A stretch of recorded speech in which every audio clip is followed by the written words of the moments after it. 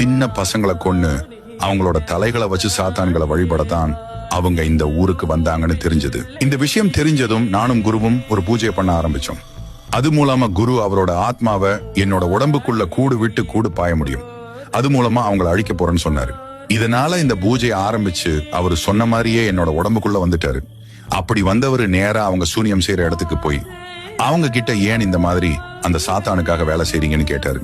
இதுக்கு அவங்க பதில் சொல்லாம சிரிச்சதுனால அவங்க எல்லாம் அந்த சூனியம் செய்யறவளை கொன்னுட்டு அவனையும் கொல்ல முயற்சி பண்ணும்போது அவனை குருவால எதுவுமே பண்ண முடியல. அதுக்கு அவன், நீ தப்பு பண்ணிட்ட, இதனால இந்த ஊருக்கு ஒரு பெரிய சாபம் விழப்போது, மக்கள் கொத்து கொத்தா சாக போறாங்கன்னு சொல்லி அங்கிருந்து மறைஞ்சிட்டான். அதுக்கு பிறகு குரு அங்க ஒரு விளக்கை ஏத்தி அவனால அந்த விளக்கு இருக்கிற பக்கமே வர முடியாத அளவுக்கு மந்திரம் பண்ணிட்டு என்னோட உடம்ப விட்டு வெளியே போனாரு. இனிமே எந்த பிரச்சனையும் இல்லைன்னு நினைச்சுக்கிட்டு நான் மறுநாள் குருவை பார்க்க போனேன். ஆனா எனக்கு ஒரு பெரிய அதிர்ச்சி என்னன்னா, அவரையே யாரோ தலையை வெட்டி கொடூரமா கொன்னுட்டு இருக்கிறாங்க.